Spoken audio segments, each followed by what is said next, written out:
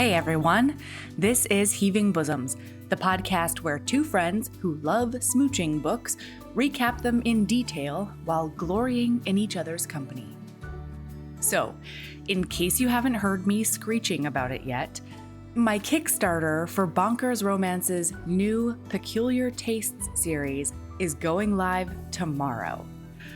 I'm a little overwhelmed with all of my feelings going into this because it's been such an amazing project to work on. Like, we gathered a dream lineup of authors, and I'm so proud of the books, all of the artists that we worked with, and the way that the vision has really come to life. So you can follow the pre-launch page today so that you get notified when Katie takes it live, or you can check it out throughout the month. We'll be revealing the art throughout the campaign on our social media as well. This week, I'm joined by my amazing friend, Tanya. I met her when I was a freshman in college who didn't drink, curse, or have sex. So she has seen me evolve into the lewd being I am today. To tell you the truth, she also had a big hand in that transformation. We're recapping Lord of Scoundrels by Loretta Chase, and we loved it so much that it has to be 2 parts. Here we go.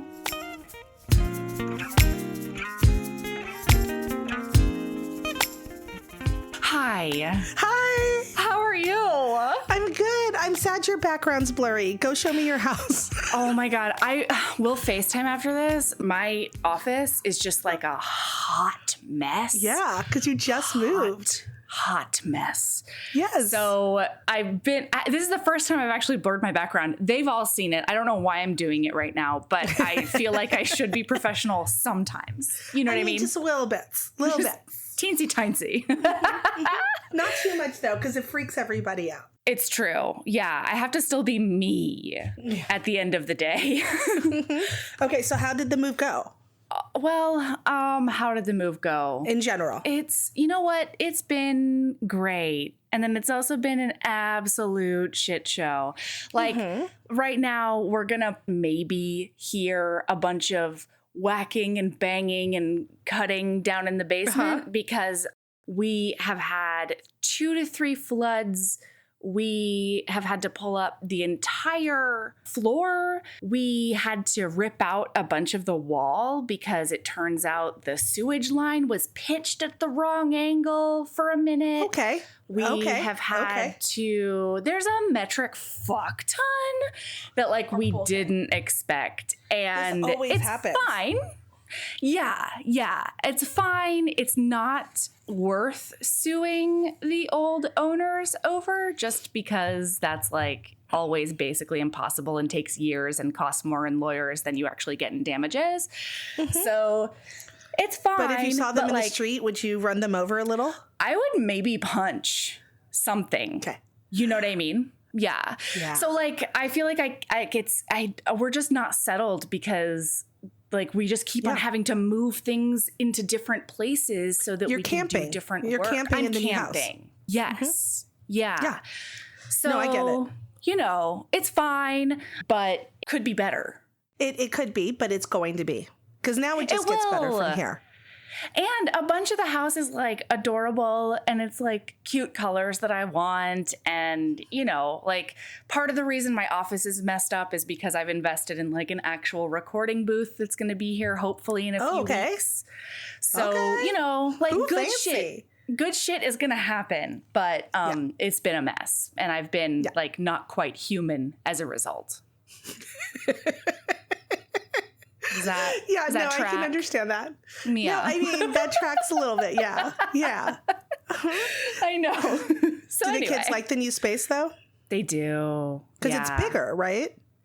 It's slightly bigger. It's not that much bigger. It's 200 square feet bigger. Okay. But it's on such a quiet street. And we have a giant backyard. And it's one of those places where the kids will run out the front door and I don't freak the fuck out like I did at our old house because it was just so urban, there were cars whizzing by constantly. Oh no, that was a busy street. Yeah. Yeah. So it's really nice because they can sort of be kids and I don't want to die when they go outside. So that's really great. Really, That really is great. handy. Yes. Yeah. Meanwhile, I moved in with Sarah. Yeah. Yeah. So Sarah and I are now roomies. And by roomies, I mean I moved into her house that she owns. Totally. Yeah, which is not for real roomies, but you get it. And it is hysterical because all we do is realize that people assume we're lesbians. So that is a constant I don't hate daily. it. Well, it's not like I don't hate it. we're not correcting anyone because it's stupid and who cares? Right. And, whatever. But what I want to explain is, how do you think I would act if I bagged a doctor with tenure? Because it's not being quiet about it. Right. Absolutely. I would shout have that shit from the rooftops. every Many day. PDAs. Yes, is what I'm saying. It would be like, instead of like Tanya Mel on Twitter, Taylor's version, it would be like Tanya Mel, parentheses, I'm banging a doctor with tenure. That's right. It would immediately be that. Absolutely. So, the people on the block whose small dog we rescued when they got out, they think we're lesbians all over the place. We're just going with it. Also, my car is so bad in comparison to her car. I wonder what they think our relationship is. Like if you're being punished. Right. Like, What did you do, Tanya? Right. I don't know. Did I trash the nicer car? Am I like driving the, beat up? Like, it's just that thing of, I'm like, if we're in a relationship and everybody's assuming that, or in that kind of relationship, we are in a relationship. But like, if we were doing it, I would assume I would have a car that was slightly more equal to my partner's. A little bit. Yes. As opposed to the shit show that I drive. The 1999 Camry LE. Are you for real? I didn't know it was last century's car. Uh-huh. Last century. Do you realize that all of my students last year were younger than my car? Oh, wow. My college students. That's very true. Oh my God. But everything else is good with school and everything? Yeah, I'm writing my you being pre-pro. super busy. I'm writing my pre-pro this summer. So that's pre-prospectus. Okay. Then I get that approved. Then I do the prospectus. Then I do comprehensive exams. Then I write a dissertation. And then I make you bitches call me doctor. So. And then I call you Dr. T all the time. And I'm going to want it. People act really stupid. They're like, oh, I would never. I'm like, everybody's going to do it. I'm also going to get you one of those blazers that has elbow patches. Yes. I'm going to change my Costco card. I want my Costco card to say Dr. Tanya Melendez. Yes. All right. Are you stoked to talk about this book? I love this book. I love this book. I love this book so much. Book is so good. And it's so funny because it's such like, it's all the tropes. Yeah. I've read the plot of this book a million times. Those beats, very familiar. Yes. So perfectly executed. Oh, dumb. Start to fucking finish. I love them. I love them. I love them so much. Before we start, can we talk about noses for a second? Yes, because I don't understand. Please. Can you educate me on this or something? Because like everybody thinks he's like a hideous horseman. But like she's like, no, he's fucking hot. Everybody's stupid. Get in my pants. Okay, so the big nose issue, like the kid issue is different from the adult issue. Right? So like we'll get to the kid stuff because the way this woman describes this child is hilarious. Yeah.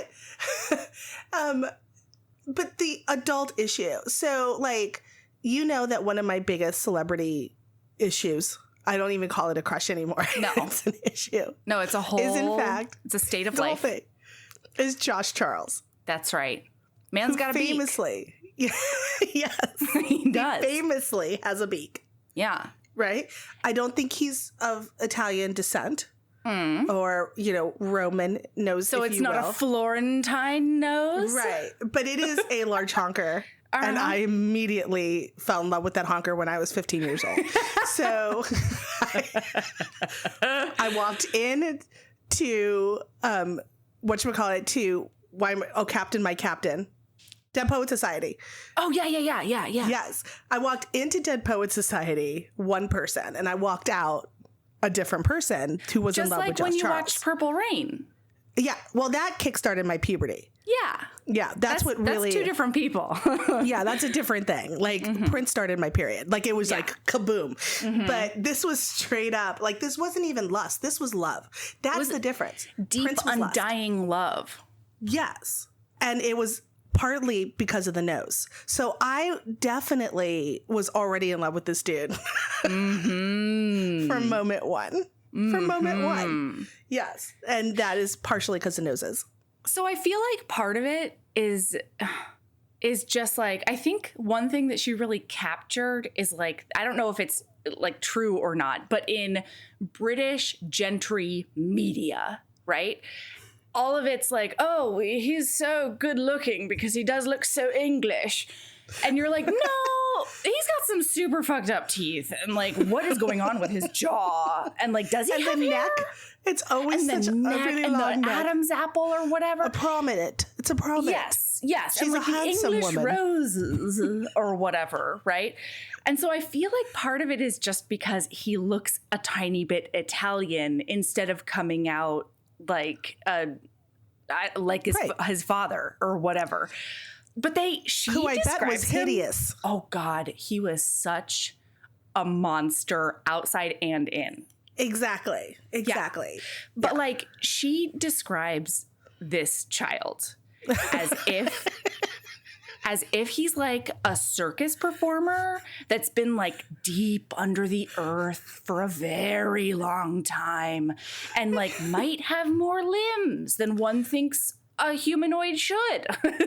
What I pictured was that if you took Adrian Brody, the adult, and then just squished him down and then merged him with a troll whose riddles 3 you have to solve to cross his bridge. That's right. That is what I pictured. He did not get described as having a humpback, but it was there, right? Close. The subtext was humpback. Very close. Yeah. Yeah. So this poor kid, this poor child, just, oh my God, broke my heart. I love it when I read a historical and we get yet another unwanted lesson into Victorian parenting values. Well, and I mean, listen, you know I love a damaged man. And when the book comes out swinging with a prologue that is just like, here is all his trauma, started at birth, never changed, only got worse. Like, yeah, I mean, it's generational trauma, right? Yeah. Mm-hmm. Yes, but back in the day, the name for that was Mama Done Run Off. Oh yeah, with her West Indians lover. Yeah. Yeah. So abusive dad. He's got this like old ass abusive dad whose like first wife did die somehow, and so and all the kids. It was typhoid. Oh, that's right. I forgot there were other kids. Okay, so he's got some and he ish liked too. those. Yeah. He liked those kids. He said that he liked those kids. Right. He liked those kids. He did have a fine time with that wife. You know, like she understood that a good woman lays back and thinks of England. And Absolutely. That is how sex should happen. She was the proper kind of wife. Okay. When I lay back and think of Tom Hardy, is that the same because he's British? It's not at all, because that does get one wet. Yes. Yeah. No, he liked him bone dry. He liked him bone dry, this guy. Okay. Helped with his friction. So he could come faster. That's the one. Yeah, he liked it like that. So then he's like, uh-oh, am broke. Am a broke Marcus or whatever, Marquess. And so I'm going to get myself a hot English or a hot Italian rich lady who's young and fertile and hot and understands the beauty of sensuality and sexuality. Listen, dude, if that's not what you wanted, don't marry her. I don't understand. Well, and they also did apparently the thing where when they were courting, she was sweet and quiet and timid. And demure. Right. And then he dragged her to an English climate, and she immediately rebelled, which who's understandable. Right. Yeah. Completely understandable. He took her from everything she knew. He put her in cold ass, wet ass, proper ass England, and she promptly turned into Mount Vesuvius. I get it. Yeah. And she probably then realized he was bad at sex. Oh my God. So she thought to herself in her beautiful young brain, she was like, oh, he's older. He knows what he's about. He has seen so many clitori. He knows what he's doing. And then she got there and boy, did he disappoint. And so, of course, he disappointed her. And of course, she flipped the F out. So, but she did get knocked up. Yeah. She did her duty. That's right. She produced a son. And the son is described. Oh my God, please read it. Please read it. His heir was a wizened olive thing with large black eyes, ill-proportioned limbed, and a grossly oversized nose. Grossly. It howled. This is not the first time a child referred to as it. Yeah, all over the place. And frankly, I loved it. Not gonna lie. It was a whole mood. Well, you can't show an emotional journey until you start referring to the child as a child. So it's that leap from it to him that really, it becomes symbolic. It's later. Illustrative, if you will. That's a fancy word for it did the thing. Thanks. It thinks it does it. But he can't deny that it's his because it's got the same birthmark. Yep. Did you think the birthmark was going to come back up again, though? I did. It was so specific. It was like an archery thing. I'm wondering if it's in the other books. Maybe. Oh, I didn't think about it. Yeah, maybe. Yeah, that somewhere down the line, there's another birthmark because it was a very intentional drop. Right? Yeah. So she then fucks off. She absconds. She promptly finds a lover, and he does take her on a ship as far away as she can possibly go. And this absolute monster just tells the kid, like, your mom's dead. She's a whore. She did leave, and she's going to burn in hell forever. Go read some Latin. I never want to see you again. And understandably, this poor child, he's 8. Isn't he 8? Yeah, he's about 8 years old. She's a baby. Ugh. Yeah, and he's not really at the point where he can understand biblical symbolism. No. So when you tell an 8-year-old that their mother is going to go to hell and get torn apart by dogs for being a Jezebel, that's the one. He might think that's literal. Yeah. And so he does howl again. Okay. And again, I relate. So the only person who's nice to him is the cook. And she finally, brings him to her bosom and is like, it's going to be okay. But then he gets packed off to Eton as soon as possible so that his dad doesn't have to deal with him anymore. And then those boys are super mean to him because he has a giant Italian nose, I guess, ? And then they try to put him in a privy, but his big burly shoulders won't fit. Yeah, they stick his head in the toilet. That's the one. Yeah. Yeah. They torture him. They are beating the crap out of him all the time, and he is just throwing it back in their faces. This is the immediately. This kid is half of their size, looks completely different, apparently has a nose that one can only describe as Toucan Sam goes to London. Right? And so he's getting tortured by his classmates, and this continues for a year. And of course, I don't think that they would solve it now at Eton, let alone back then. No, but they could smell the fact that nobody was going to defend him. You know what I mean? Yeah. There was a miasma of abandonment around this poor kid. Mm-hmm. So anyway, finally, he does beat the tar out of somebody and gain their respect or whatever. And then he manages to become their funny, ugly friend who's mean to everyone. And then, he does do the bullying to other people so that he can stay on the top of the social hierarchy and all the business. And then when he's 13. Yeah.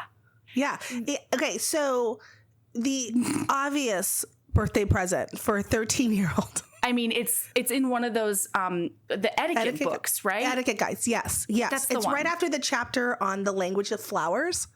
It's right after that, right? Like, you know, and then you turn the page and it says proper gifts for a 13-year-old. Hookers. One busty sex worker. Well, and that's the thing, right? Like, they call them tarts, which it's like, I'm glad that they're not, and trollops. I'm glad that we got to skip the years of like other terminology, right? Like hooker, like, you know, that we get to skip, because that's when it sounds actually like, I feel like we had tart and trollop and a couple of other Cyprianic. I can't remember. Oh, yeah. And then you get like 300 years of really awful language, and then you get to sex workers. So it's like completely. Yeah. Yeah. So we're in the tart times. Yes. And that's charming. Sorry. It is. I love a tart. It's charming. I am a tart, I think. I'm certainly a trollop. Oh. I mean, Avi. Come on. Yeah. You've been a trollop since like 08. It's the one. Yeah, roughly. So then she looks at him and she's like, that's the most disgusting thing I've ever seen in my life. I'm not letting him touch me. And he's like, I'll pay you 3 times what you asked for, I guess. And she's like, you can touch me. And it's sad town. It doesn't do great things. It does. No, because he learns the lesson is that he's going to be rejected. The only path is money. Yeah. Money will get him the relationships he can buy. It won't get him what he wants, but it'll get him the relationships he can buy, and he can trust in that. Yeah, he almost manages to convince himself that the relationships he can buy are the only relationships he wants. Yes. But like, we all know that's super not true. Yes. Super not true. But, you know, it's she's coming, but not yet. But it's like, I do appreciate that he now gets to tie that feeling about sex and money together, because that's going to form a well-adjusted adult. Absolutely. Oh my gosh. He's just going to be so mature and so elevated amongst his peers, you know? Yes. So, hold on. Can we talk before we get there, can we talk about how British aristocracy rebel for a second? Mm-hmm. Because there's a whole plot point where his dad sends him like the first letter he's gotten his whole life, basically. And it's all, I already arranged that you're going to go to Cambridge. That's the one. Yeah. And he is like, fuck you. I will take this money I intended to buy a racehorse with that I have been I'm making through gambling. And I will go to the traditional place that our family goes, which is Oxford. That's right. And I read this paragraph, deeply amused. This is how the British aristocracy rebel and fight. Uh-huh. You are not going to go to Cambridge. You're going to go to Oxford. That'll show him. Well, first of all, like, he's like, sure, I sent you to Eton, but I am not spending my money to send that nose to Oxford. That's for darn sure. And then he was like, oh, fuck you. I don't need you. I'll go to Oxford all by my damn self. And then, you know, he did make it happen. But that's another one of the things. Like, he looks at money as not only a way to get him the sort of like, you know, the physical touch and other physical trappings of a good life, but it's also a way to be like, I showed you, Dad. Wow. Like, his dad, on the other hand, has just like let the whole estate go to seed. And he's like, I'm going to leave this motherfucker with pennies. I'm going to leave him so in debt because he sucks. And he's half Italian and stuff by my design, this weird man. And then he's just like, no, I'm going to turn this family and this whole legacy or whatever into the richest, most successfulest ever, Dad. That's how I'm doing it these days. And the whole thing was so many layers of hilarious to me. Yeah. In like the trauma way, you know? Right. In the emotional trauma, but literally hilarious way. Yeah. Because I just want a moment in my life to come where I look at someone and say, all right, you know what I'm going to do? I'm just not going to buy that racehorse. Yeah. And then I'm going to do the thing you don't want me to do because fuck you. I need that in my life. I need that moment. I guess I'm going to put off my dreams of owning a racehorse for 2 to 3 years. Yes. Okay? And I'm going to do that to millions. show you. I want to spend millions on an animal whose legs are so fragile. Oh my God, they're so fragile. Little toothpicks. I need 2,000 pounds on 4 toothpicks that also needs to get fed every day. Like, that's really, those are my financial goals. Like, you know, when like the commercials for like financial places where they say, what are your goals? Yeah. I would like a ton of horse on 4 toothpicks, please. That's what I want. Give it to me. What would you name a racehorse? Sassafras, I think. That's the first thing that came into my mind. Sassafras. I don't hate that. Sassafras is good. Sassafras is very good. Idiosyncratic. Ooh. I like Listen, that. I think the key is how does it sound when they're announcing it? And I want to cram as many syllables in there to make those poor announcers crazy. Most definitely. Most definitely. Idiosyncratic is great. Yeah, idiosyncratic and sassafras. Uh-huh. Uh-huh. Yeah. Let's go racing. They're going to tie every time. They're both so good. And they're friends. And they're pals. They are. They like to be next to each other. It's true. Oh, hey, HBs. I don't know if you've heard, but we have a Patreon. For as little as $5 a month, you get over 150 bonus episodes, most of which include Aaron, videos of regular episodes, author hangouts, and so much more. Do you want to hear Aaron and I recap every single episode of Crash Landing on You? What about a little film called Psycho Stripper? Do you want more recaps of ridiculous Thanksgiving and other holiday books and movies? And how do you feel about Naima Simone and I recapping amazing reality TV? All of that and more is on the Patreon. There's so much content at your fingertips as soon as you sign up. Seriously, hours and hours. Anyway, it's patreon.com/Heaving Bosoms Podcast if you want to check it out. And of course, that link is in the show notes. Keep being a badass.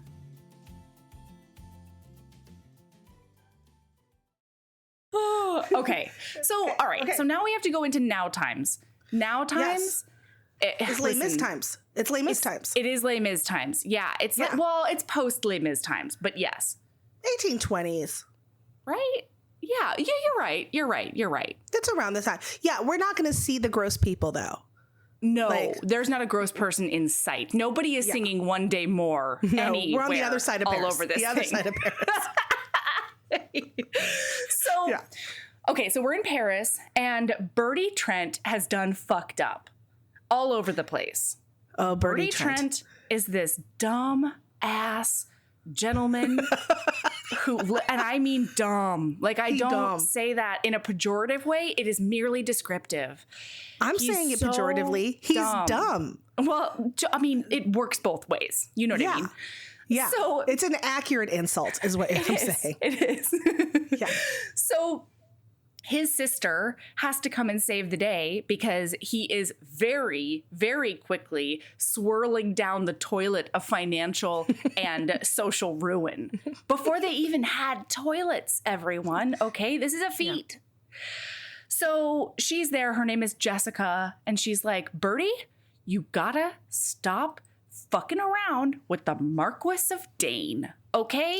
Okay, is it Marquess? I don't know, Tanya. I never know. Marcus. Neither do I. I think it's Marquis simply because the English were like, we're going to take your titles and then we're going to fuck with them until they're super English. Okay, well, let's say it in a British accent. The Marquess. That's not an English accent. The Marquis of Dane. Marquess? You're not even doing an accent. You just like to go, whoop, whoop. It's true. It's true. It's that your whole body moves. That's what it is. Like you just, it's a whole. There's eyebrow stuff that happens. Listen, it's very intricate over here. Whereas my problem is when I do British, I immediately go Cockney. I'm like, hello, governor. Hello, governor. Cheese on toast. Yeah. Yes. Bit Cheerio. Okay. The Marquess. Like, Yeah. I'm always the kid in Phantom of the Opera that runs in, the little Cockney fucker that runs in is like, Christine Daae will do it, sir. That's always me every time.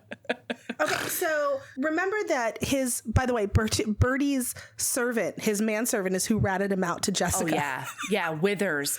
Withers is like, she's the only competent person that's in the family. Yep. She can shoot. She knows monies. She's super smart. I love her so much, and she has to save us all. Yes, and she's the only female in the family.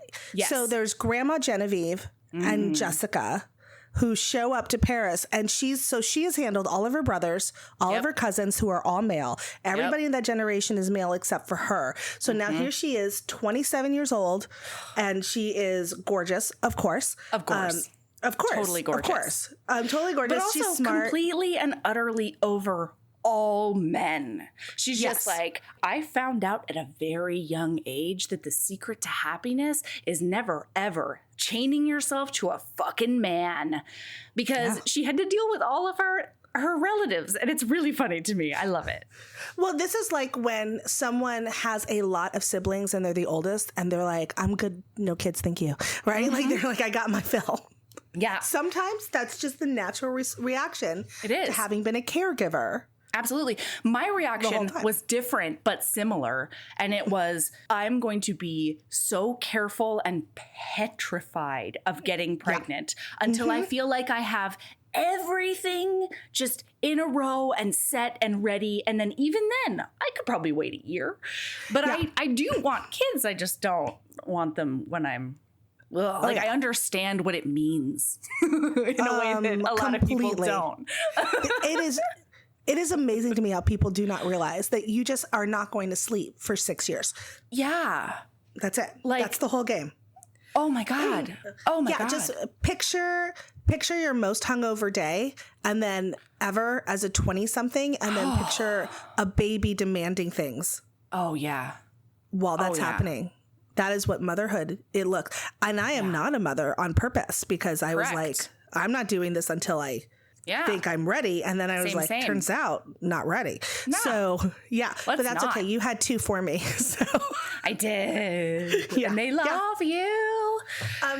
And that's because Aunt Tanya is a really good aunt. Like I love babies. I love babies. And I want to see all the videos and pictures all the time. Yeah. Yeah. Yeah, okay, sorry. So anybody can bring me babies. That's the point. Always bring them to me. So she's like, I'm not getting married, but she and her grandmother are very, very close. And her grandmother has always been described as a femme fatale, as the audiobook put it, which I really loved. Yes. And basically she's got a magic pussy and Jessica has inherited that. She just doesn't sling it around, you know? Yes. Yes. So she's like, Bertie, you got to stop fucking up because you're spending all of our money and I'm going to go into trade. Okay. And he's my sister will not go into trade. This bitch is eBay. She is eBay. She wants to be eBay so bad. She's an authorized Amazon reseller. That's the one. She is the French Facebook marketplace. She is on her game. She looks at something in a shop. She figures out that it can be resold for a much higher value. She has been doing like London Picker, Attic Show, all of it. And she's been doing that to fund Bertie's bullshit. Yeah. Honestly. And all she wants is her own shop. Right. And so she's like, I don't know how you're going to fucking stop me, first of all, because I am so much more competent on every level than you are. And like, how do you expect us to just be like lazy gentry when we don't have any money anymore, Bertie? Because you've drunk and gambled it all away. Yep. And he's a dummy. And so she's like trying to figure out a way to get him away from this Marquis of Dane. So the next scene we see is them going into Champtoise thrift store, basically. Yes, ye old Champtoise thrift store. Champtoise thrift store. His palace of curiosities. I mean, seriously, though. And the Marquis of Dane is there. So Bertie's like, oh, Chip Cheerio. Oh, look who I found over here. And it talks all the time. It's my friend. Yeah, it's all the time talking about how he thinks his conspiratorial whisper is really low when actually you can hear it like across a rugby field, which I find so funny and familiar. Yeah, I was going to say, you and I are both well known for thinking we're whispering. Oh, boy. Really just and we are not announcing things to the room is what we're doing. So, all right. So the Marquis of Dane is there and he meets Jessica in this moment. And he does so because he's like, oh, Bertie, don't do silly things like try to count. Bertie, like you can't come into a shop like this. And Bertie's even saying that. He's like, oh, I just, you have to think about what's half and what's double and what's blur, blur, blur. And then he's like, he thinks that she is his like trollop of the day or something. And so he's like, oh, are you in here getting a gift for your lady over there? Oh, hold on. No, he cannot yet see Jessica. No, he can't. She's in some sort of overcoat kind of situation and her head's covered and big bonnet. Lots of stuff Flouncy. All over her. Yeah. And, and she's bent over cases. She's starting to look at stuff. So he does not see her as he starts his conversation being like, oh, you're buying your bit of fluff, a little something, something. Uh-huh. Yeah. Yes. And so actually I loved this exchange. No, I know where you're at. Because it's also highlighted. Yeah. And so he's like, I recommend that you resist the temptation to count if you're contemplating a gift for your chère amie or something. and he's like, women deal in a higher mathematical realm than men, especially when it comes to gifts. And she goes, that, Bertie, is a consequence of the feminine brain having reached a more advanced state of development, said the female without looking up. She recognizes that the selection of a gift requires the balancing of a profoundly complicated moral, psychological, aesthetic, and sentimental equation. I should not recommend that a mere male attempt to involve himself in the delicate process of balancing it, especially by the primitive method of counting. And then it says, for one unsettling moment, it seemed to Lord Dane that someone had just shoved his head into a privy. He's like, oh no. He's like breaking out and he's like clammy and he's like, oh God, is that so hot? What's happening? It's sexy over there. Oh no. Yeah. It's very surprisingly sexy. His world has been turned upside down once again, just from her being smart. Not from her being hot yet. No. Just from her being smart. But then she does turn around because he asks to be introduced. And he's like, yeah, that's my terrible sister who's terrible. And she will just like cut you down verbally as soon as she can. So then they're chatting and he's like, well, I think it's your turn to talk. Like, aren't you going to talk about the weather or another like acceptable way to start a conversation? And she's like, your eyes are so very black. Like, I feel like they're a deep shade of brown, but wow, they are just dark and stormy and deep and stuff. And he's like, okay. Stunned. Yeah, too stunned to speak. He could not take it. No. He describes it as a quick stabbing sensation in the environments of his diaphragm or his belly. He couldn't tell. He couldn't tell. And he's like, my breakfast must have disagreed with me, all that pickled herring or whatever the British eat that's gross. So breakfast herring can be delightful. I'm sure. No, I can't even sell it. No, it's not. No, it's not for this guy. That's the wrong fish for breakfast. That's nasty. So he, by the way, self-describes as Lord Beelzebub, by the way. Like, yes. He has picked up the childhood nicknames and he has leaned all the way in and he's like, I don't know what the hell's going on inside of my person right now, but I am Lord Beelzebub and I will not be dealing with this. She is just a lady. I can handle my shit. And he cannot handle his shit. He can't. Spoiler. He cannot handle his shit. From start to finish, cannot handle it. Yeah. He's done. Yeah. He's already done. He doesn't even know he's already done. Yeah. So he tries to be like condescending and like shock her about a watch that she's looking at because she wants to get her grandmother Genevieve a watch for her birthday. And he's like, oh, well, if you look at it closely, if you turn you wind the this and peel back the that, the dress of the lady opens up and there is a man performing cunnilingus under there.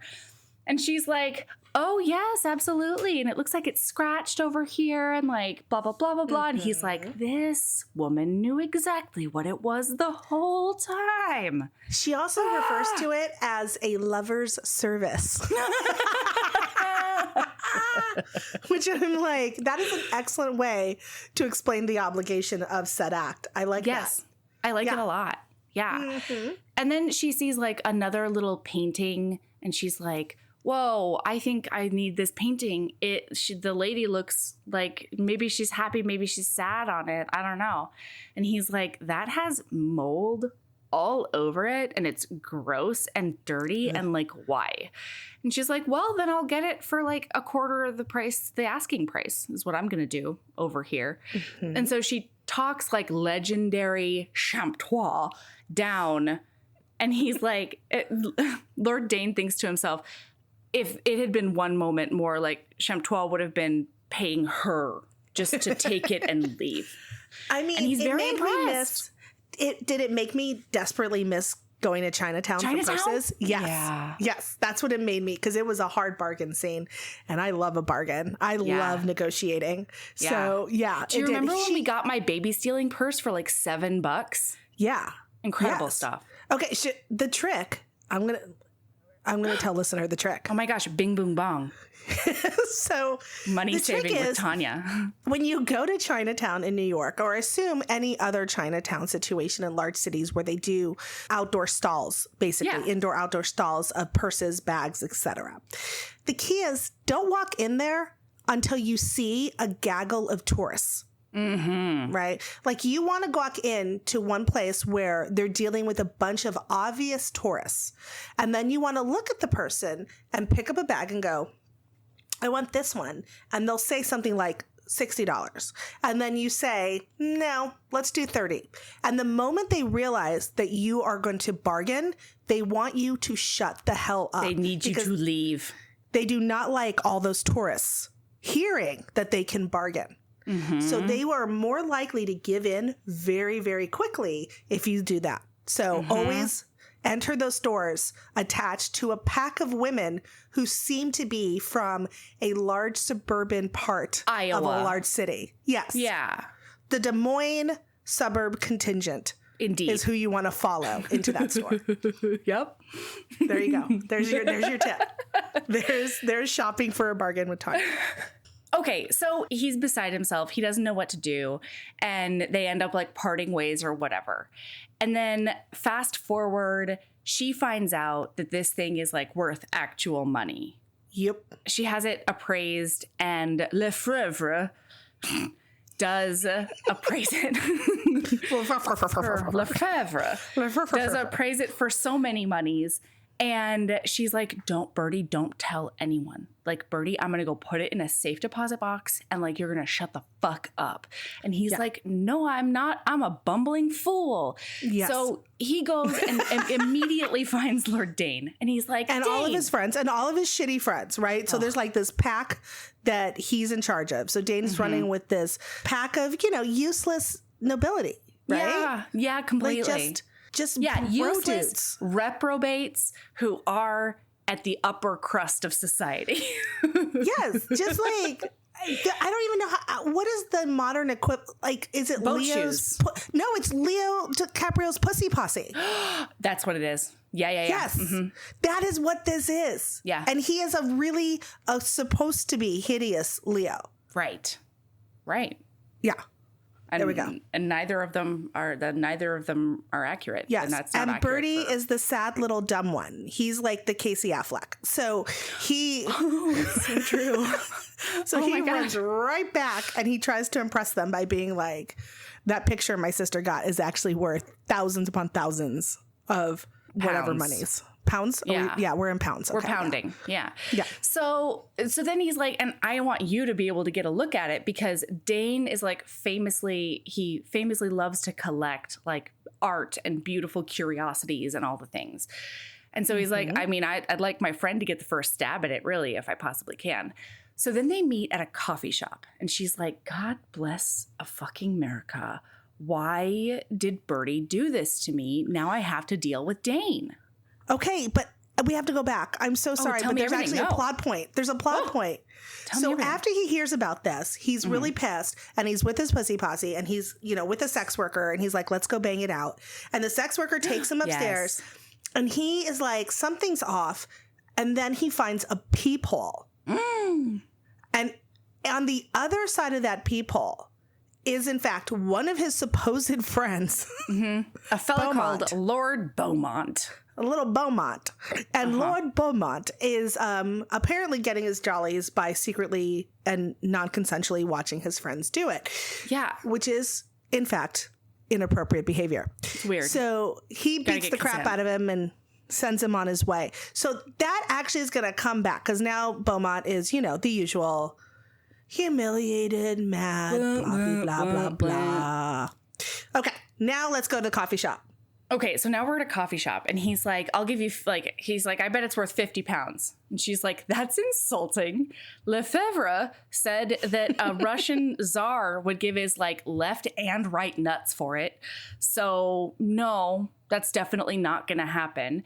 And she's like, but I will give it to you, but I have one condition.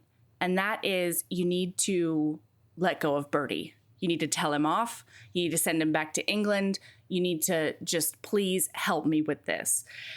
And he is so mad. It says that he's reverted back to his childhood self. And he's like, I've offered a toy trade and she has laughed at my toy and will not even consider it. And now I'm mad.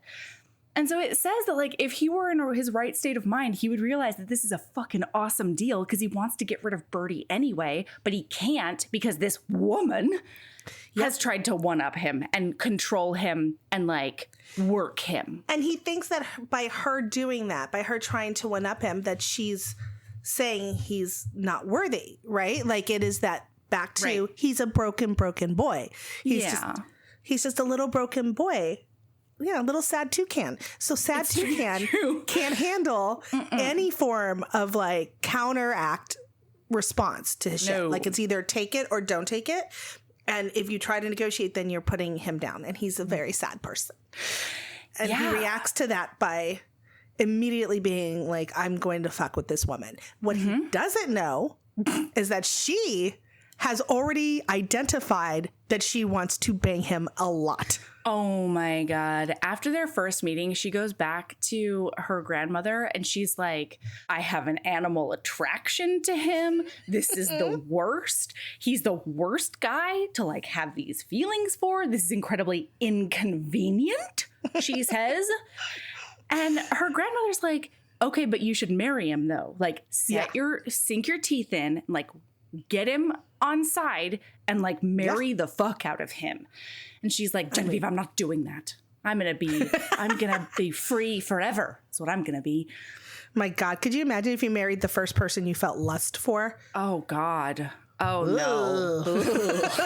Not great. Absolutely not. Not great. Yeah. That's the downside of Facebook. We know what happened to them. It's true. So she's wearing really fancy gloves, as you do in Les Mis times. Yes. And there's dozens of little buttons going up and down her arms to seal these suckers. And she is eating cake with her gloves on. And he's like, damn, bitch, you can't eat cake with your gloves off? Just take off your gloves. And she's like, I cannot take off my gloves because there are 14,000 buttons on my gloves. And Genevieve bought them for me and it would hurt her feelings if I didn't wear the stupid gloves. Right. So he's like, all right, now I'm going to fuck with this lady, and grabs her arm. Well, because he says, you either take the money I'm offering you, which is now 1,500 pounds, P.S., or I'm going to ruin you in the middle of this coffee shop and everywhere else. Ruination! Ruination! And so she's like, I should like to see you try is a through line of this book that I absolutely love. Oh, yeah. So yeah, he reaches over and he starts undoing the buttons of these intricate gloves while speaking like sexy Italian, but really he's talking about like drains and floods. But then he sees that like she's kind of reacting a little bit to it. And like by button 6, he's breathing a little bit hard. And then he starts talking about in Italian how he like actually does want to unbutton like every single one of her garments and like take it off and maybe bump Uglies a tiny bit. And at the end of it, he takes off her glove and it's like this series of 3 tugs that are so sexy on the page. It's nuts. Everything sounds hot. Everything sounds hot. It all works for me. Also, though, she speaks Latin. And he knows that she speaks Latin because they've already done like the literary. Yeah. Right. They've done the literary standard trope of I'm going to say something in Latin. Someone's going to respond with the exact same monk in Latin. And so they've done that game. Italian's pretty close, especially this. I would be concerned she would figure it out. I know. Same. He's not, though. Boy. He is focused on the seduction angle. Yeah. And all of the ruination. Yeah. And by the end of this, she's like, I'm so sorry. And he's like, you're sorry. But why though? You're ruined. I'm fine. Hey. And she's like, no, everybody in this coffee shop did just see Lord Beelzebub seduce a blue stocking. Like, I'm a lady, man. And you're coming after it pretty serious, like, and everybody saw it. And so it's your reputation, I think, actually, that's super fucked right now. Wow, and then he's what a like, miscalculation. Like, I didn't realize that Italian was so amazing and moving. And he goes, I was talking about drains. And she says, I didn't know that. And I don't think they knew that. Nobody knew that.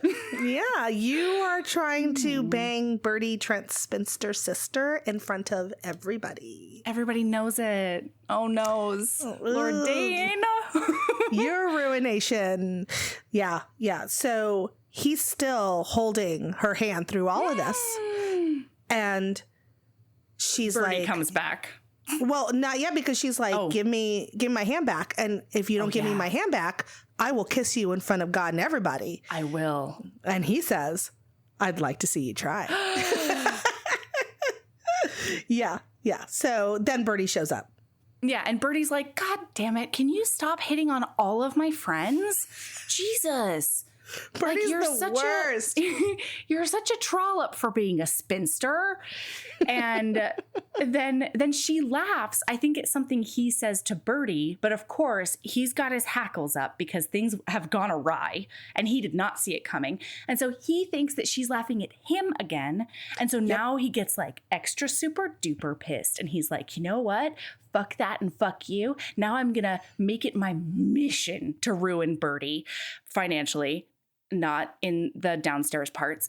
And so he's like, Bertie, why don't you come out and we'll bet on horses and we'll pay too much money for tarts and we'll do some card games that really fuck you up. And you'll drink so much that you might die. And Bertie's like, cannot wait. He's described as a bacon brain. He's a gullible bacon brain who thinks now that he's besties with Dane.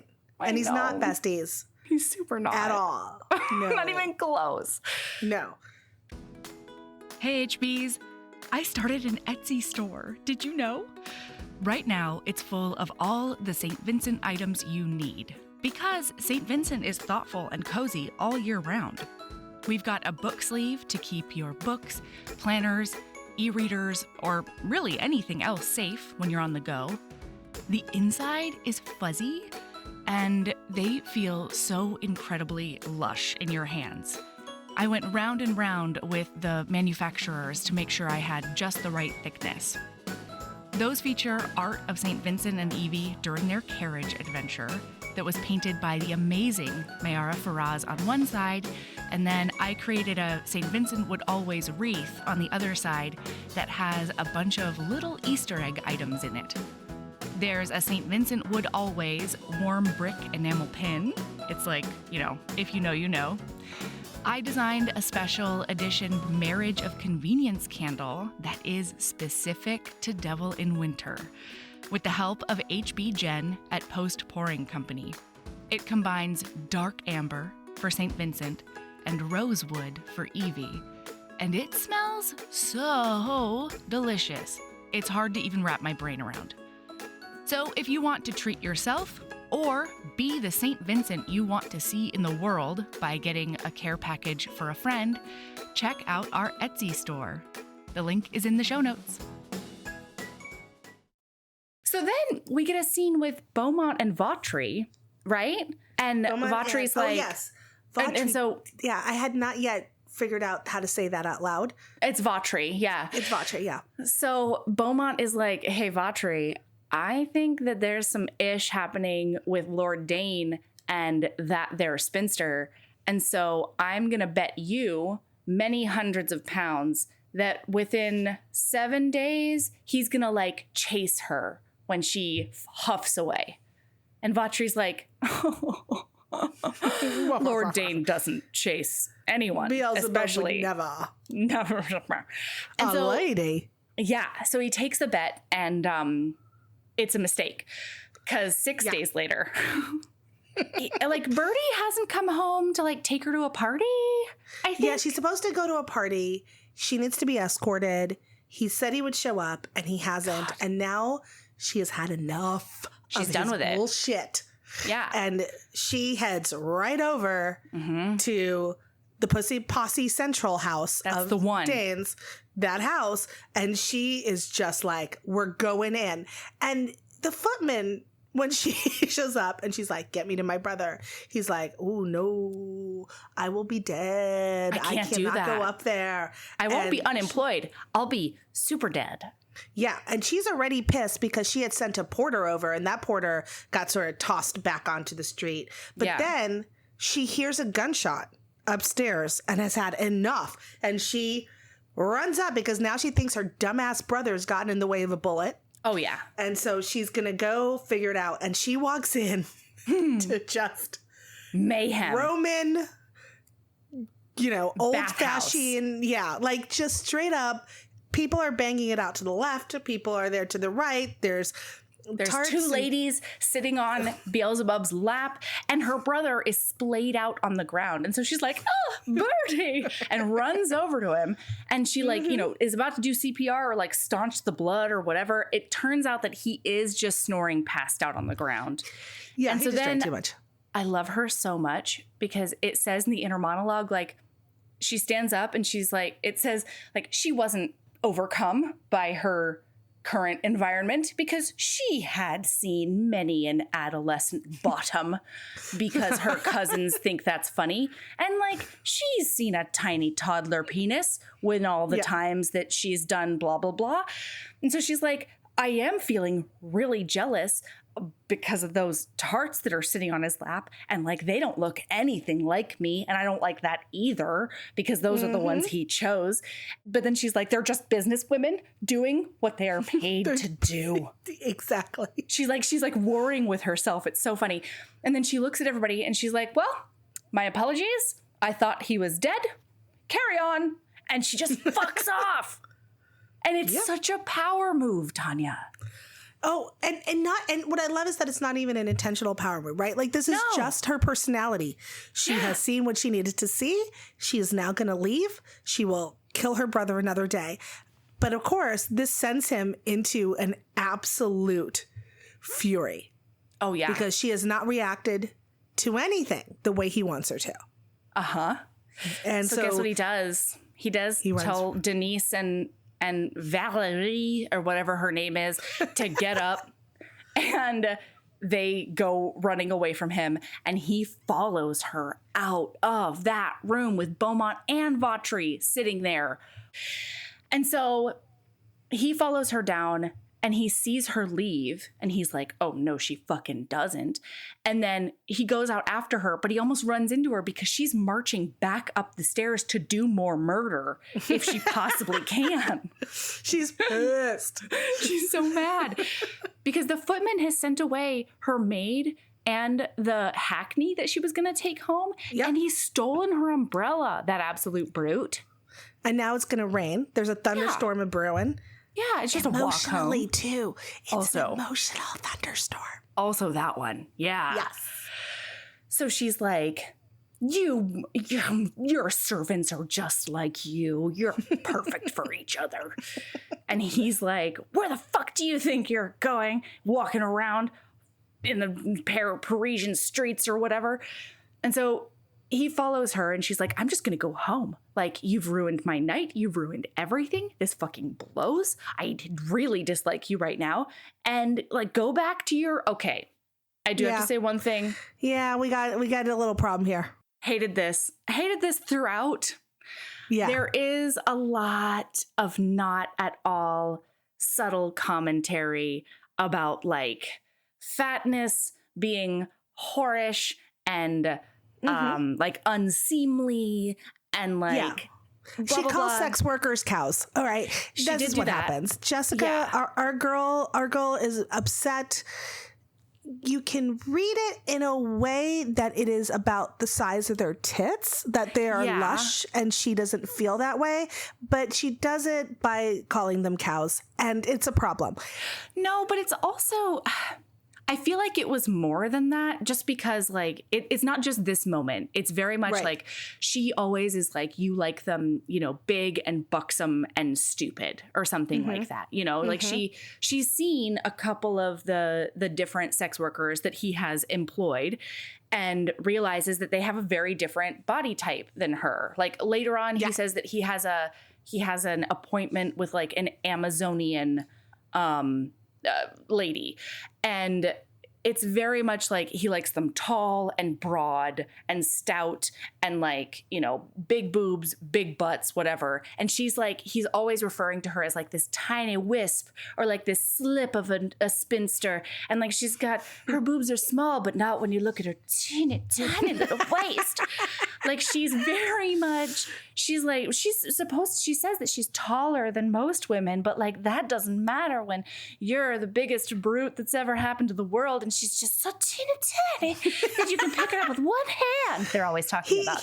I did look it up. He describes her as no more than 8 stone. This is like 110 pounds. Yeah. And she's supposed to be taller than other women. And we haven't also even addressed the fact that she's supposed to have gray eyes. Yeah. All right. Because gray of course. And super black hair. Right. You know, the most rare eye color in, you know, the human species or whatever.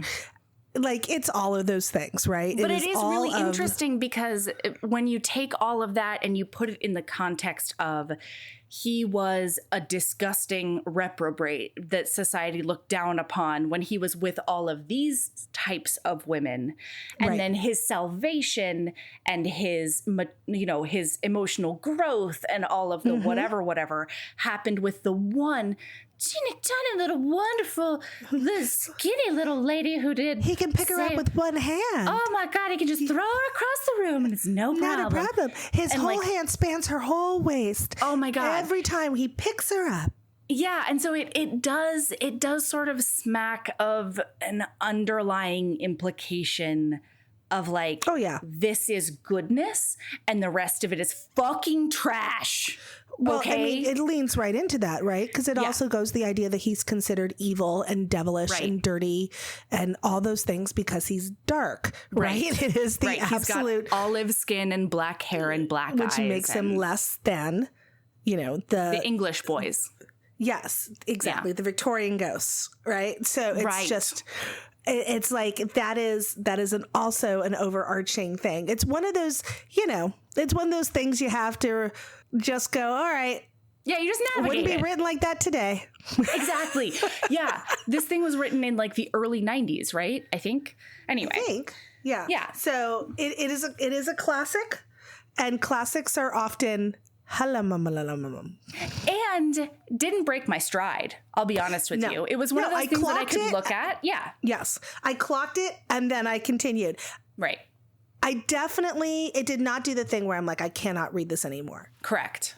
Yeah. Like there was no not overt fat shaming. There was no like, there was none of that. It was just a lot of very very muddy implications. Yes, and I have a Just slog feeling. through. I have a feeling that at the time this was written, it was also considered extremely progressive about sex workers. Yeah. Because there is a lot of positive connotation about the choices that women in this era have. And there's discussion about why a woman would or would not do sex work, and then how to do sex work ethically. That is also a conversation. Yeah, they're is out of control considering the power men have, but you know what I mean. Completely. Well, and I mean, but they're referred to quite a bit as like business women, and like there is that whole commentary later on with the lawyer about like the choices women have and like the ways in which the lack of lengths choices they have to go to get any kind of justice in different situations. Exactly. So, okay, and that's not relevant to our time at all. No, not at fucking all. Okay. Anyway, Roe v. Wade has just been overturned. So, okay. So she takes off her bonnet and she does start walloping him with it, which I did love. And he's they're very walking down a street, by the way. They're walking down a Parisian street. It's getting dark. The storm is about to start. Oh, it's a She's Bruin. a little bit lost, and he knows it. So he's also making fun of her, and she's making fun of him right back. She's like, "Thank you so much for escorting me, you sweet man." And he's like, "I'll show you, sweet." So he does start by shaking her, I think, but then it does turn into a big smoocheroo. And he is like doing it to show her, but then she does cling to him like the stickiest spider monkey that has ever happened. Like a spider monkey let loose in a taffy factory. She's on him. And he's loving it at that point. It says that like his knees go weak and he like stumbles back into a lamppost and stuff. It's nice. It's nice. It is a good one. And he has a thing where he's like, literally, he's never been held before. Yeah. Like he talks about how as soon as he left to Eton, that was it. Like this idea of, and she is just clinging to him and just gripping him and kissing his face off and matching him for the intensity. And he is like in Italian, just saying all the things. He is saying, I've dreamed of you. I've wanted you in my arms from the moment I met you. I need you. And he is so horrified at this inner Italian monologue that's happening that he just overreacts to a crack of lightning. Yeah, they both pull away from each other. And she's like, no, God, damn you, Dane. And then like runs the fuck away. Just fucks off into the Parisian night. That's the one. Yeah. And then he doesn't do a goddamn thing for 2 whole weeks. And like, he doesn't, she's like, I thought maybe he was into it, but he hasn't come around or anything for 2 weeks, which is for the best. She thinks to herself, totally for the best. I don't even care. And then they both get invited to the same ball because now Paris is all aflutter. The ton is like Beelzebub's smitten and like the spinster's gonna get ruined. Who's got money on what? And so he's like, I don't really know what the fuck to do. And she tells her grandmother she's not going.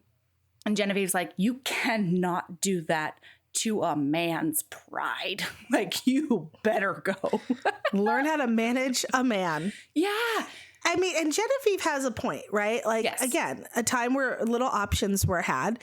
You better use whatever you had. And in this case, it's you got to deal with how to manipulate without losing. Essentially, it's what it is. Well, and it's not great, but it is what it is. There's also a point with Genevieve that's like manipulate ethically. Like earlier on, they have a conversation where she's like, I just described him as like handsome and virile and super rich. You have an animal attraction to him. And she's like, he's not husband material. And she's like, darling, I just described perfect husband material. Like, it's not a situation in which she is telling her to only go because of his money or whatever. Like, you want him. You are intrigued by him. You're challenged by him. And so it still seems ethical to me within the bounds of like, I think so. Yeah. It's dating. Yes, That's what it is. For real. Yeah. And meanwhile, he's in all of a tizzy at the same time as well, obviously. You find out that at some point in his past, he was sort of tricked into fake ruination to try to get manipulated to marry. And then he read the contract, and the contract was terrible. And he literally was like, I'm not marrying this bitch. You're trying to get all my money for everybody. And they were like, well, you have to. And he's like, or we're going to shoot you. And he's like, then shoot me. And of course they did nothing and just married her off to somebody else. But again, those reinforcement lessons that he's gotten about marriage and love and ruinations. So yeah. But meanwhile, he's thinking about that kiss. He's thinking about it. Can't stop thinking about it. Yeah. And so she goes to the ball because, Genevieve says she had to. And she's like, yeah, you're right. God damn it. And also, I do want to see him. Okay. Don't tell anyone. And then he shows up at midnight and he like very dramatically comes in and he's wearing like mostly black.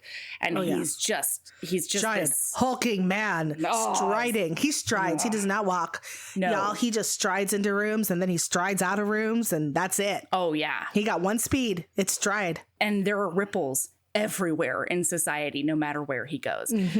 So she tries to save some dances, okay? And it doesn't work out because he's so fucking late.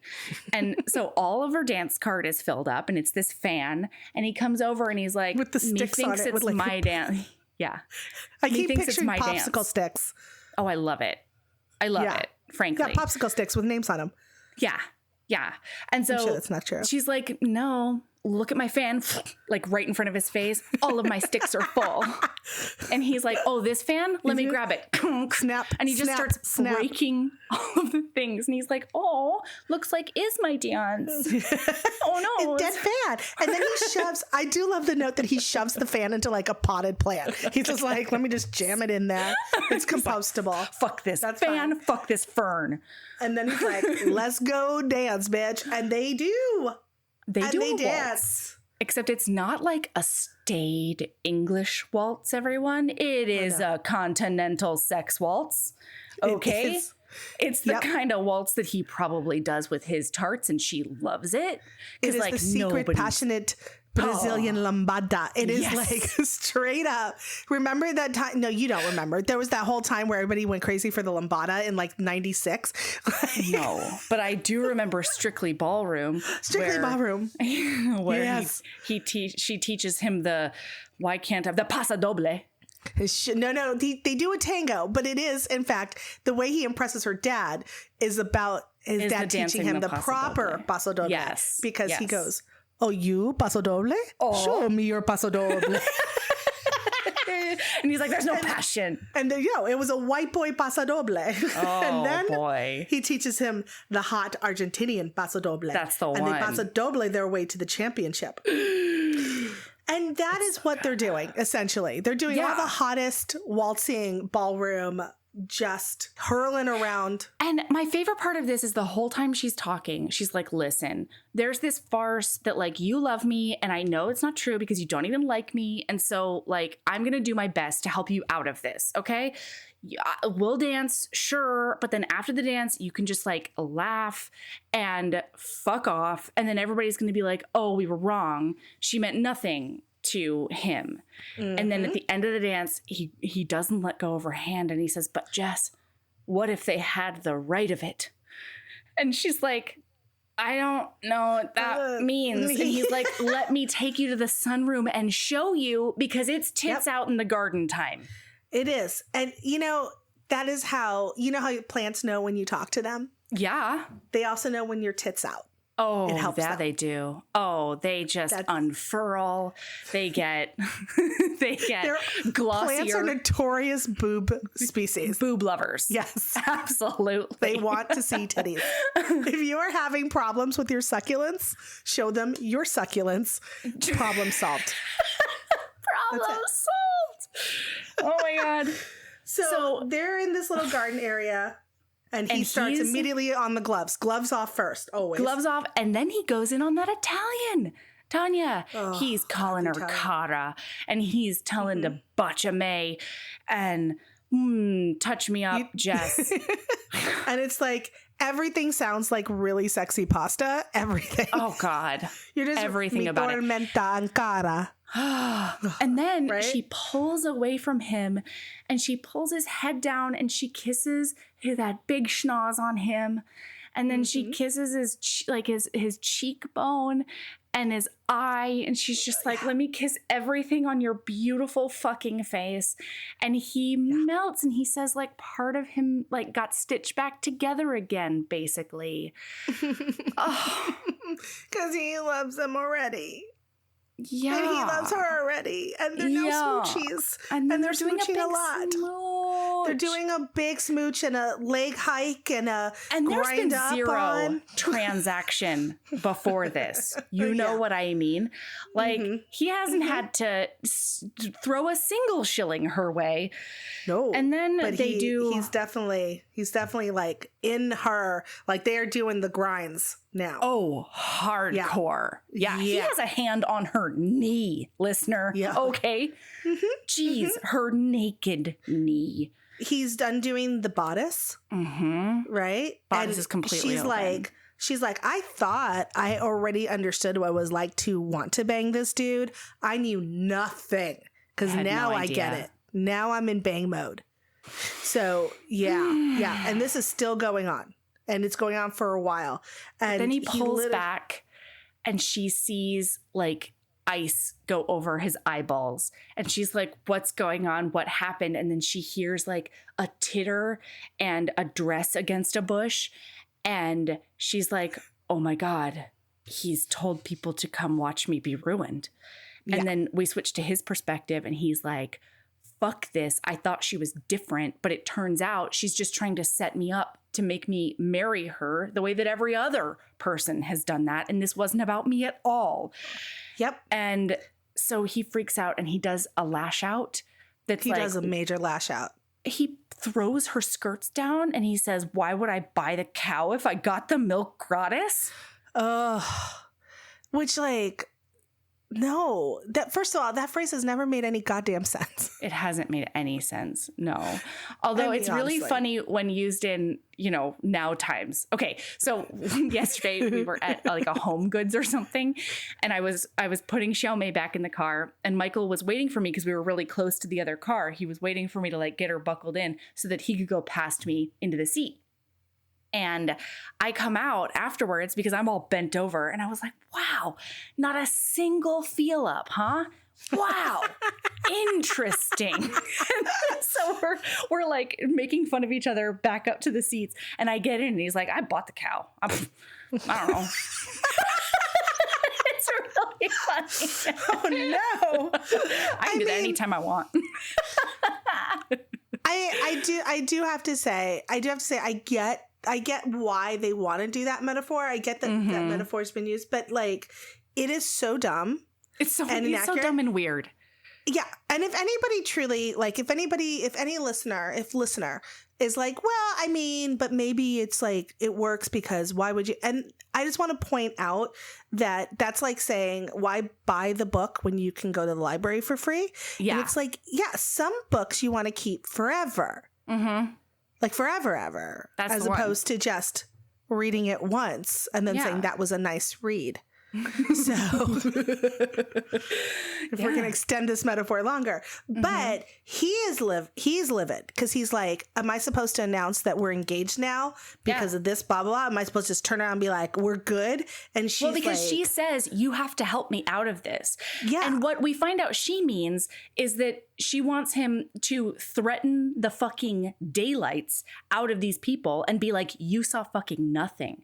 You will tell no one about anything, or I will fuck you up. To use his mean reputation. Yeah. Yes. And he thinks we have to get married now. And so she says, this is really unworthy of you, and it's really unforgivable that you're doing this to me. And he says, then shoot me, and walks out. And so now she's, again, tits out, trying to do whatever. Vautry, his friend, comes over and he's like, oh, I tried to do a big distract, but it didn't work. And I'm really sorry. Here's my coat. Like, can I get you a carriage? Oh, no. And she's like, just get me the fuck out of here. Yeah, she's just like, go get my grandmother. I'm not going to faint. I'm not going to do any hysterical things. What I am going to do is very methodically think about what he's done and what he should be punished for and how he should be punished. And then here's the moment the book truly got me. When I say I was like, I gave this author $5.99 of my monies, and I want to give her $5.99 more because this bitch sits on this for amount of like days because she is just like, how bad is it? And it's bad. And she knows it's bad. And so she goes, enough's enough. And she picks an outfit. And this is important. When conducting revenge, you've got to dress the part. What one wears. It is actually, okay, we're going to take it back to the classic movie Showgirls for a second. Yes. A movie that if you have never seen it, you must see the camp classic that is Showgirls. Mm-hmm. But at one point, she is going to avenge her best friend who has been horribly assaulted. Yep. But she can't do that until she gets her nails painted appropriately. She paints her own giant long nails very elaborately, and they are her revenge nails. They are her talons. And she doesn't use the nails in the revenge. That's not the point. The point is she had two satirical revenge choices. That's and that's what she does in this book. Jessica picks a dark red gown. It is buttoned up to her neck. All the way up. She has a black shawl draped over her head like a mantilla. Yes. Draped over her head and shoulders. Yes, like she has done a whole look for this revenge. And she marches into his house and shoots him. One of his friends is like, Mademoiselle, you don't need to do this. And she says, say your prayers, Dane. And he whispers, Jess. And then she shoots him. She just shoots him. Incredible. She has had enough, and she shoots his ass. Oh, this is where I'm leaving you. Yeah, right here. I can't help it. I'm a cruel mistress sometimes. Next week, we'll be back with the conclusion of Lord of Scoundrels. So if you haven't yet, do yourself a favor. This is really me being very nice to you, because this gives you the opportunity to read the book. So keep being a badass and love yourself as much as you love sassafras and idiosyncratic. So many thousands of pounds on so little toothpicks. Bye.